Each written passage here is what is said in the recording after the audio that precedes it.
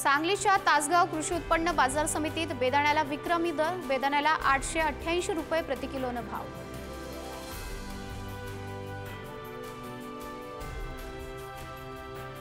हिंगोलीच्या गोजेगाव परिसरात खरीपाच्या पेरणीला गती। एका महिन्याच्या प्रतीक्षेनंतर परिसरात पावसाची दमदार हजेरी, पेरणीसाठी शेतकऱ्यांची ट्रॅक्टरला पसंती।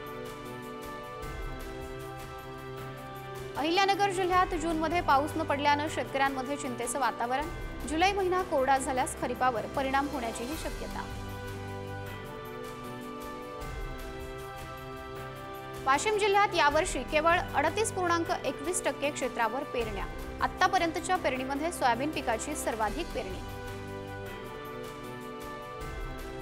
वाशिममध्ये शेतकऱ्यांकडून उगवणीपूर्व तणनाशकांचा मोठ्या प्रमाणामध्ये वापर। फवारणीमुळे सोयाबीन पिकात 45 दिवस कोणतेही तण न उगवण्यास शेतकऱ्यांना मदत। यवतमाळ जिल्ह्यात 2 दिवसात झालेल्या पावसाने शेतीच्या कामांना वेग। मृग नक्षत्रापासून आतापर्यंत जवळपास 80% शेतकऱ्यांकडून पेरण्या।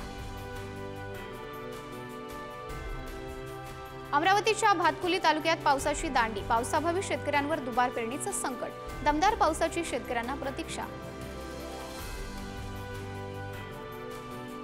हिंगोलीमध्ये रानडुकरांमुळे शेतपिकांचं मोठं नुकसान, शेतकरी संकटात। वन विभागाने रानडुकरांचा बंदोबस्त करण्याची मागणी। जालना जिल्ह्यात 70% क्षेत्रावरील पेरणी पूर्ण। 2 लाख हेक्टरवर कापूस तर 1.5 लाख हेक्टरवर सोयाबीनची लागवड। 30% पेरण्या जुलैच्या सुरुवातीपर्यंतच होणार पूर्ण।